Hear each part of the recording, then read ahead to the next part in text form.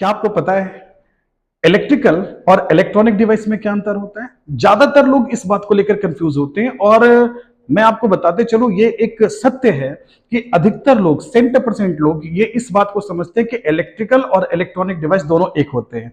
मगर मैं एक बात क्लियर करना चाहता हूं, दोनों ही अलग चीजें हैं। अच्छा, इलेक्ट्रिकल डिवाइस किसको कहते हैं?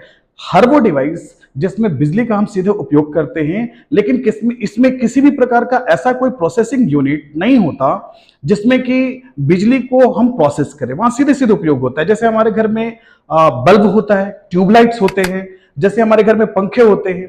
तो इस तरह की जो डिवाइसेज है वो इलेक्ट्रिकल के अंतर्गत आएंगे। जब बात इलेक्ट्रॉनिक्स की आती है तो इस तरह के डिवाइसेज में एक बात का खास ख्याल रखा जाता है, यहां पर बिजली तो हम लोग प्रयोग करते हैं मगर सीधे प्रयोग नहीं करके उस बिजली का प्रयोग करके हम कुछ ऐसी युक्तियों का इस्तेमाल करते हैं जिससे उसको प्रोसेस कर सके, उसमें निहित जो इलेक्ट्रॉन्स होते हैं उनके फ्लो को कंट्रोल कर सके, उसके माध्यम से हम डेटा को प्रोसेस कर सके। फॉर एग्जांपल, जैसे अगर मैं कंप्यूटर की बात करूं तो कंप्यूटर में हमारे जो रैम होते हैं, हमारा जो प्रोसेसर होता है, इस तरह की जो चीजें होती है वो क्या करते हैं, वो डेटा को प्रोसेस करने का काम करते हैं, वो इलेक्ट्रॉन्स को फ्लो करने का काम करते हैं। तो इनका काम क्या है? डेटा का प्रोसेसिंग में वो इस्तेमाल करती है बिजली।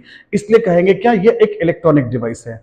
आप इलेक्ट्रॉनिक डिवाइस में देखेंगे क्या, एक मदरबोर्ड होता है सामान्यतः, और उस मदरबोर्ड में चाहे वो छोटा हो या बड़ा हो, कुछ अलग अलग तरह के इलेक्ट्रॉनिक युक्तियां यूज की जाती हैं। जैसे ट्रांजिस्टर है, जैसे डायोड है, जैसे रेजिस्टेंस है, जैसे आईसी है, जैसे प्रोसेसर है, इस तरह की चीजें। अगर इनका इस्तेमाल करके कोई डिवाइस बनाया जाता है उसको इलेक्ट्रिक बोलेंगे। लेकिन जब इस तरह का कोई डिवाइस किसी सिस्टम में यूज नहीं किया जा रहा है, किसी डिवाइस में यूज नहीं किया जा रहा है, उसको इलेक्ट्रिकल बोलेंगे। मुझे लगता है आपकी जानकारी पूरी हुई होगी।